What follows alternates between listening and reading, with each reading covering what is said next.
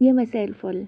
مهلبية الشوكولاتة مفيش حد بيختلف عليها، طعمها روعة، وأكيد لو عملناها في البيت زي الدنت وأحلى كمان. هننزل في حلة بحوالي لتر من اللبن، هننزل عليه كمان بمعلقتين كبار من الكريم جانتيه وده بيعزز الطعم، هننزل كمان بمعلقتين لتلاتة من النشا، ويفضل نشا الأكياس أو النشا السايبة مفيش مشكلة. وهننزل كمان بثلاث معالق من الكاكاو الخام اللي هو الأسباني أو الكاكاو العادي، بس هنزود كمان معلقة. هنقلبهم كويس جدا علشان ما يحصلش تكتلات. انا هنزلت المقادير كلها على بعضها علشان نقلبهم مع بعض، وهننزل كمان بحوالي نص معلقة صغيرة من الفانيليا السائلة.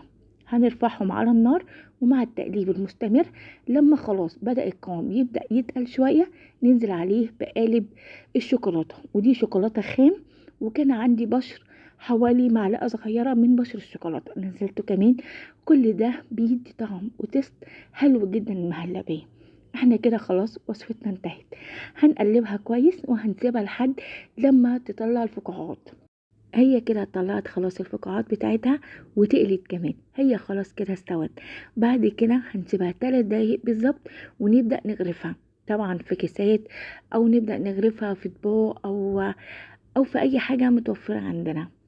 واهم حاجة ان احنا لازم نغرفها وهي سخنة، وبعدين هنسيبها تبرد وهنزينها. انا عندي شوكولاتة شيبس لونها ابيض، والشوكولاتة كمان السودا او الدارك هننزلهم او ممكن فارماسيل. واهم حاجة قبل ما ندخلها التلاجة لازم نغطيها. طب انا عملت ليه كده؟ علشان الطبقة بتاعتها ما تكرمش وما تطلعش طبقة.